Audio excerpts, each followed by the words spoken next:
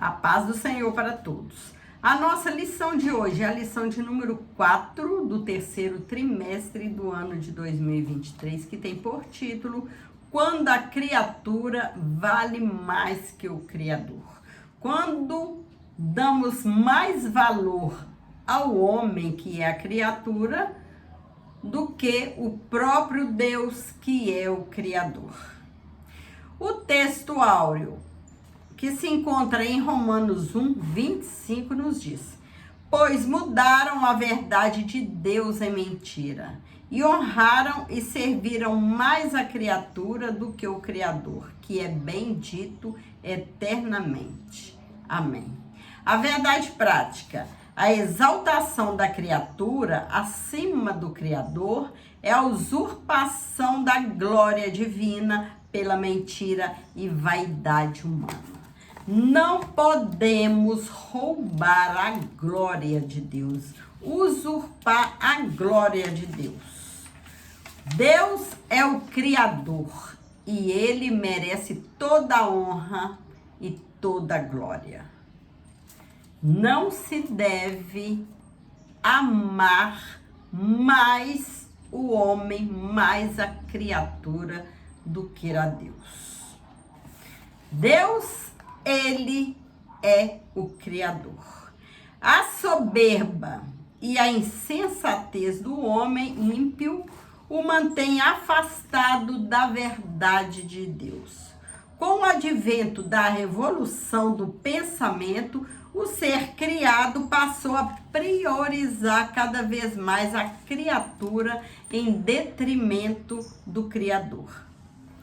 A auto-idolatria, o coração perverso e a escolha pelos prazeres da carne colocaram a raça humana em inimizade contra Deus. A carne humana é o inimigo que nós precisamos lutar cada dia para vencer. A carne puxa pelos prazeres carnais, pelas coisas daqui da terra. E o espírito puxa pelas coisas celestiais. Diariamente nós temos que lutar contra a carne, que é o nosso pior inimigo, para não cair em tentação e fazer coisas desagradáveis aos olhos de Deus e assim sair da presença do nosso Deus. Deus, Ele é a primícia da nossa vida.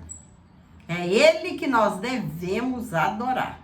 É Ele que nós devemos respeitar, honrar para sempre. A impiedade e a injustiça. Impiedade refere-se à decisão do ser humano de viver como se Deus não existisse. Salmos 36, 1.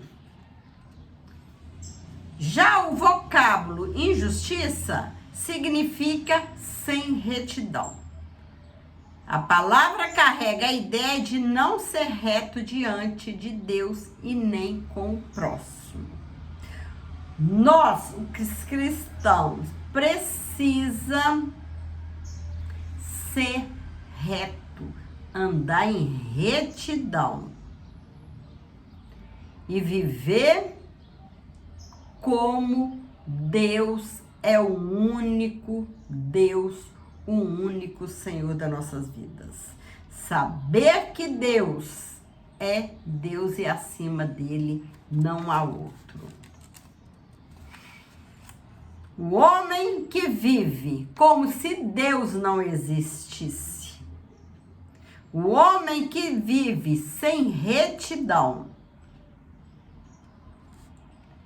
e nem obedecendo a Deus, ele precisa ser mudado, precisa reconhecer que Deus é Deus, se quiser ganhar a salvação, se quiser ter comunhão com Deus.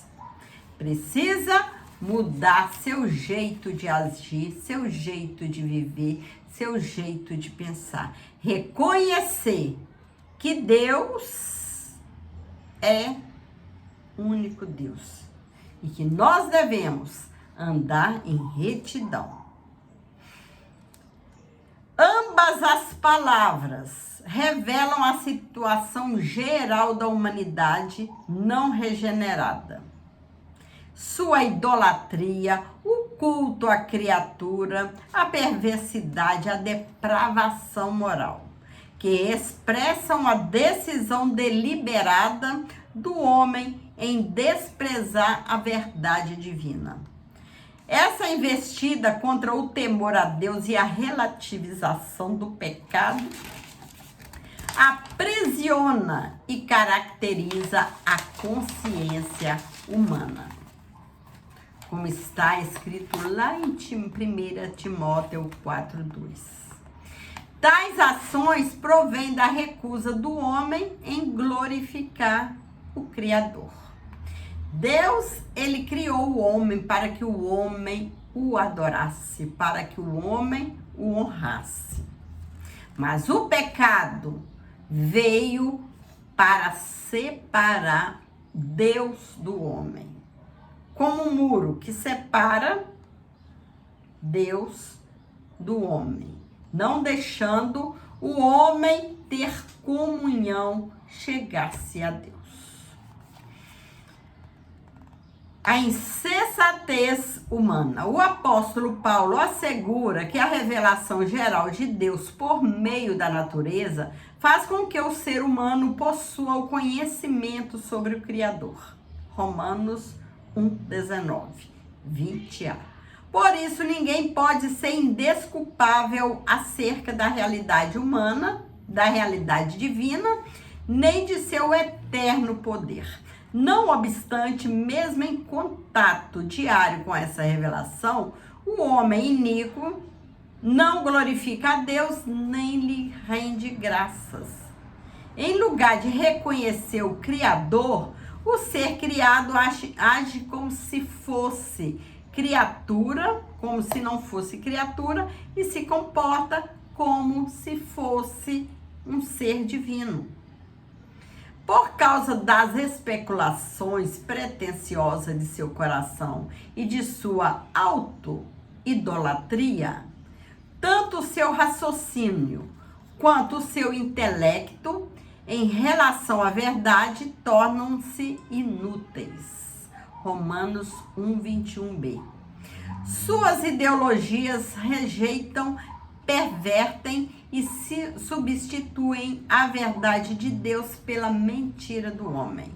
Dessa insensatez resulta a idolatria e a perversão moral. Romanos 1:22-25. O culto à criatura. Ao rejeitar Deus e suas leis, os filhos da ira são deixados à mercê de seus desejos pecaminosos. Esses desejos pecaminosos são a impureza sexual e a degradação do próprio corpo, fazer do corpo o que quiser, sendo que o nosso corpo é o templo do Espírito Santo, que deve ser zelado, cuidado, para que ele possa estar sempre presente em nossas vidas. Aqui o texto bíblico ratifica a anunciada ira de Deus sobre a impiedade e a injustiça dos homens. Romanos 1:18. A corrupção moral do ser humano deriva de sua rebelião contra Deus. Sua natureza caída troca a verdade pelo engano e prefere honrar e servir a criatura em lugar do seu Criador. Troca Deus pela criatura. Adora o homem e esquece de Deus. Vira as costas para o seu Criador. Sua natureza caída troca a verdade pelo engano e prefere honrar e servir a criatura em lugar do seu Criador, que é Deus. Assim, na religião, os seres criados passam a ser cultuados. Nas ciências, a matéria é colocada acima de Deus. Na sociedade, o artista, o atleta, o político ou mesmo o líder religioso se torna uma referência de idolatria em afronta ao Criador, que é bendito eternamente. Coloca o artista, coloca um atleta para ser adorado. Fica adorando cantores, atores, políticos. Um atleta fica adorando como se ele fosse um Deus, esquecendo-se do Criador, que é o nosso Deus, o Deus maior, que acima dele não existe outro. A revolução do pensamento humano, renascentismo. A característica desse movimento foi o seu profundo racionalismo, ou seja, tudo deveria ter uma explicação racional. Tudo devia ter uma explicação racional. E para as coisas de Deus, há coisas que a gente não entende, né? Se nós não vemos Deus, né? Se Deus, ele faz milagres em nossas vidas. Nós sabemos, pela fé, que foi Deus que fez os milagres. Porém, nós não temos provas, né? Como que Deus fez esse milagre nas nossas vidas. Nós conhecemos Deus, nós sabemos que Ele é Deus, que Ele faz milagre em nossas vidas, é pela fé que nós temos nele.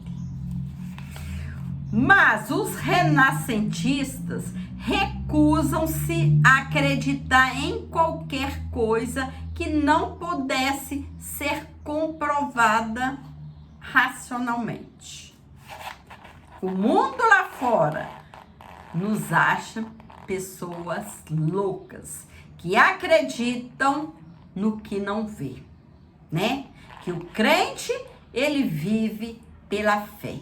É a fé que nos sustenta, é a fé que nos mantém de pé.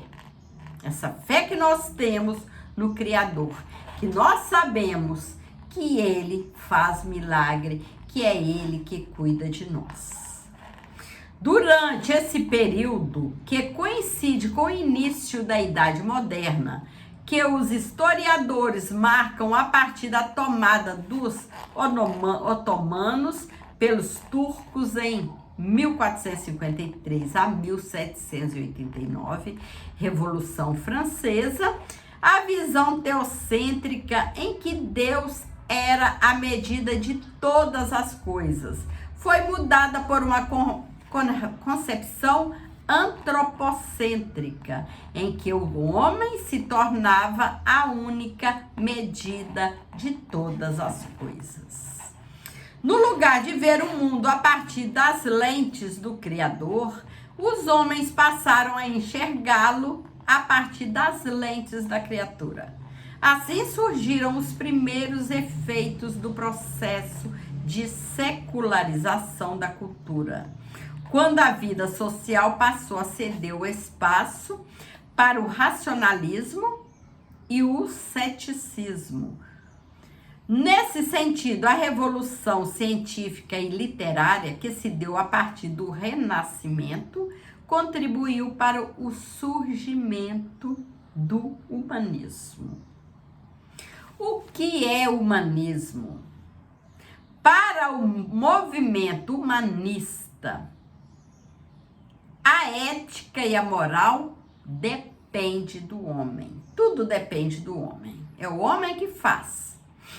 Assim a criatura passou a ser a base de todos os valores e não o Criador. O Criador ficou de lado e a criatura, que é o homem, passou a ser a base de todos os valores.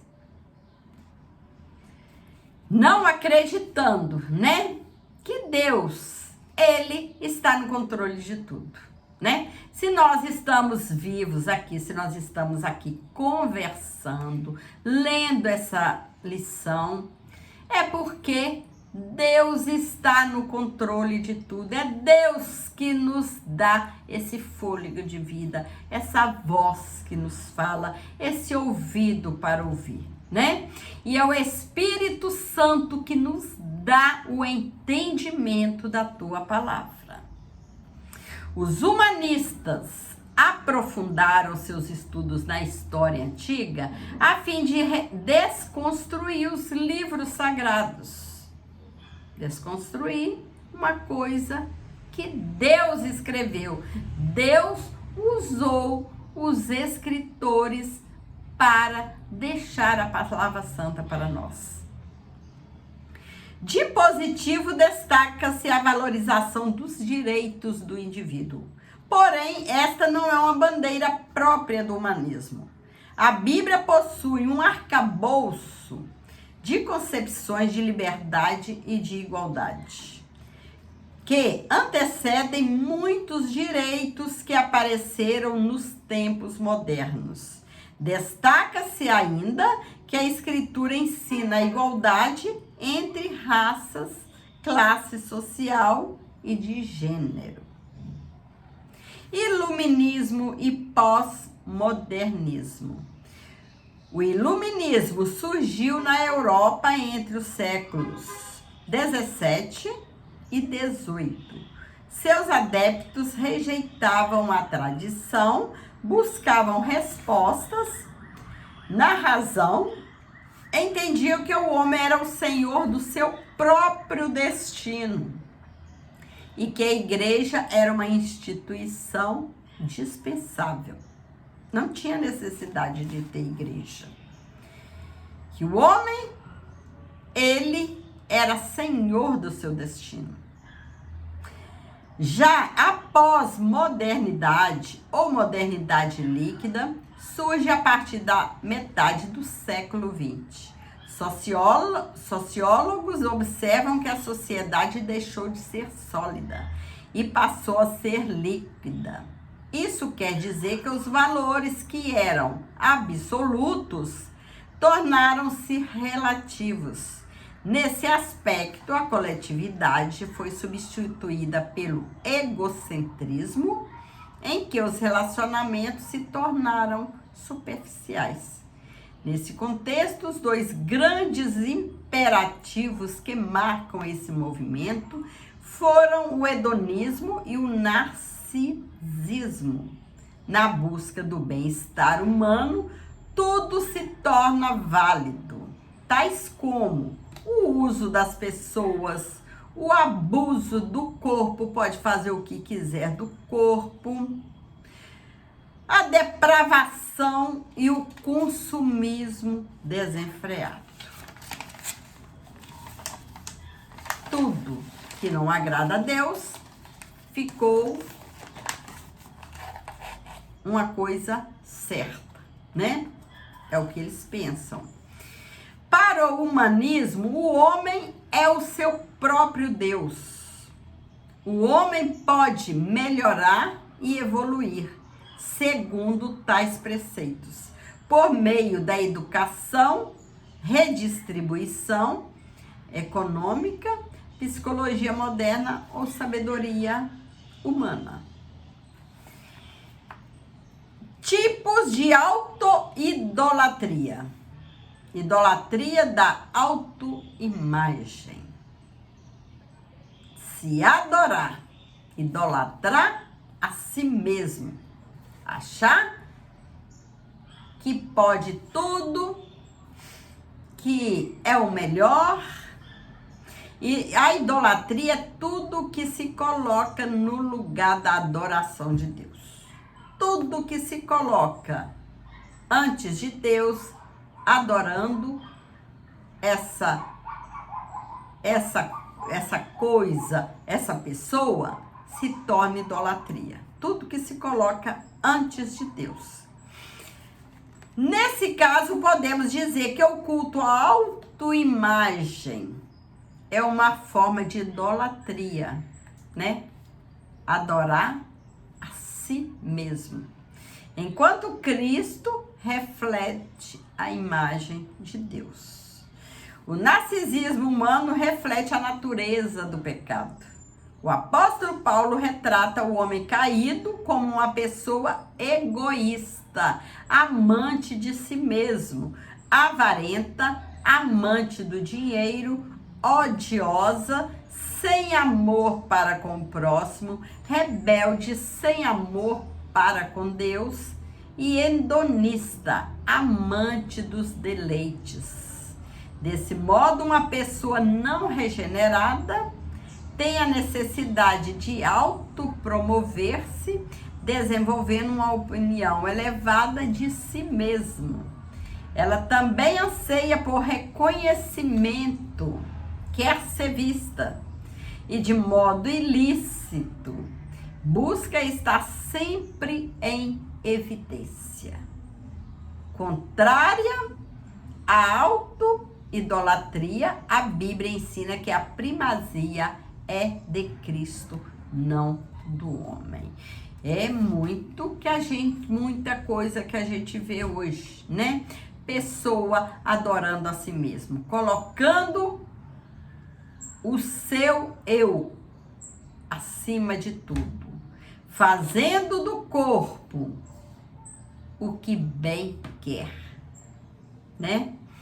Querendo ser vista, querendo receber muitas visualizações, muitos seguidores, né? Usando o próprio corpo, depravando-se, esquecendo-se que Deus não agrada da perversidade, que Deus não agrada da imoralidade, que Deus, Ele quer o homem para que o adore, para que o honre. É para isso que Deus criou o homem.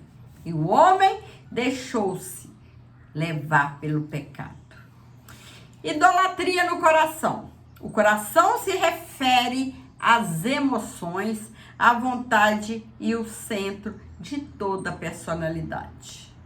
Ele também é descrito como enganoso e perverso, pois do seu interior saem os maus pensamentos, as imoralidades, a avareza, a soberba, a insensatez. É por isso que quando somos magoados, alguém fala algo, né, que entristece a nossa vida, nós devemos lutar para essas palavras, essa mágoa, essa tristeza não chegar ao nosso coração e criar raízes. Porque ali no coração é difícil tirar, né? É do coração que vem essas coisas ruins. Mas se as coisas ruins estão no coração, é porque o homem deixou que essas coisas ruins adentrassem e criassem raízes no coração. Em vista disso, Deus condena a adoração de ídolos no coração. Infelizmente, algumas pessoas chegam a aparentar que adoram a Deus, aparência pura, mas na verdade serve aos ídolos em seus corações.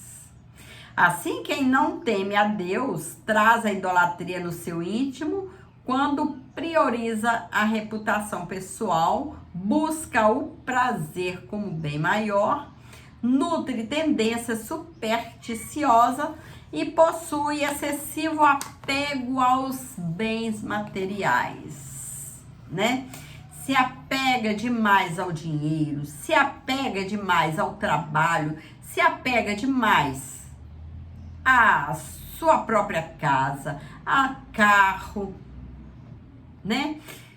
Idolatra mais uma matéria do que o nosso Deus.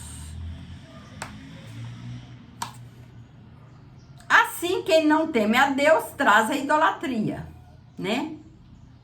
No seu íntimo, quando prioriza a reputação pessoal, busca o prazer, nutre tendências supersticiosas e possui excessivo apegos aos bens materiais. Ao contrário dessa postura, a fim de não pecar, somos advertidos a guardar a palavra de Deus no nosso coração. Então nós precisamos, isso é uma luta diária, para deixar apenas a palavra de Deus em nosso coração, né? Quem estuda a palavra diariamente, quem está sempre obedecendo a Deus, buscando a Deus diariamente, o pecado tem mais dificuldade de adentrar no coração dessa pessoa, né? As coisas ruins, os pensamentos ruins, os sentimentos ruins. Por quê? Se o pensamento ruim passa pela nossa mente, gente, vamos lutar. O homem precisa lutar, limpar, apagar esse pensamento, antes que ele desce até o coração. O coração tem que ter a palavra de Deus. É por isso que nós precisamos estar sempre estudando a palavra de Deus, né? Sempre, né? Toda semana nós estamos aqui lendo a palavra de Deus, estudando a palavra de Deus, para que nós possamos estar ocupados com as coisas celestiais, com as coisas de Deus. Quando a gente ocupa nossa vida com as coisas de Deus, não sobra tempo para a gente ficar ocupado com as coisas materiais, né? Porque se nós estamos alimentados espiritualmente com a palavra de Deus, quando vier um pensamento ruim, quando vermos algo que possa nos distanciar de Deus, nos fazer cair no pecado, a palavra de Deus está aqui e certamente nós vamos lutar, né? Para que esses pensamentos saem da nossa mente, né? Mas para isso nós precisamos estar sempre, né? Estudando, né? É por isso que toda semana nós estamos aqui lendo essa palavra, né? Estudando a palavra de Deus. Então vamos seguindo. Ao contrário dessa postura, a fim de não pecar, somos advertidos a guardar a palavra de Deus no nosso coração, como está lá em Salmo 119, 11. A idolatria sexual, a falha no controle dos impulsos sexuais, está associada à sensualidade, imoralidade, libertinagem. Hoje, aí no mundo, está se tornando uma coisa normal, né? A sensualidade, impulsos sexuais, imoralidade, libertinagem, é o que mais está se vendo, né? Pessoas que não respeitam aos outros, pessoas que não respeitam o próprio corpo, né? Que faz o que tá na cabeça e não tá nem aí, né? Que tá desagradando a Deus. A concupiscência da carne caracteriza quem é dominado pelo pecado sexual. Não se trata apenas da prática do ato imoral, mas da busca intencional e compulsiva pelo prazer ilícito. É o altar da idolatria sexual edificado no coração. Então, a adoração a Deus é trocada pelo culto ao corpo, a fim de satisfazer o ídolo da perversão e da lascívia por meio de pecado. A orientação bíblica para escapar desse mal é o seguinte: vivam no Espírito e vocês jamais satisfarão os desejos da carne. Vivam o Espírito, né? Orem, estude mais a Bíblia, né? Não deixe que nós possamos não deixar a carne falar mais alto em nossas vidas. Porque se isso acontecer, é queda na certa. Chegamos à conclusão da lição de hoje. A corrupção da raça humana é o desfecho de sua rebelião à verdade divina. A impiedade e a ausência de retidão resultaram em teorias de autossuficiência em que a criatura se ergue acima de seu Criador, ao se colocar como medida única de todas as coisas. O homem eleva de seu interesse acima de vontade divina. As consequências são a auto-idolatria, a depravação moral, a decadência social e espiritual. Não obstante, a Escritura alerta que a ira divina permanece sobre os que são desobedientes à verdade divina. Que o Senhor possa continuar nos abençoando, né? Que nós possamos a cada dia estar sempre na presença de Deus, espiritualmente nos alimentando da palavra de Deus, porque nós necessitamos estar sempre nos alimentando. A cada dia nós precisamos do alimento que é a palavra de Deus. Que o Senhor possa continuar nos abençoando e nós nos dando força, né, pra gente continuar nessa luta, nessa peleja, né, lutando contra a nossa carne. Porque a carne busca os prazeres da terra e o espírito os prazeres do céu. Que o Senhor possa continuar nos abençoando, abençoando a sua família. Fique com Jesus.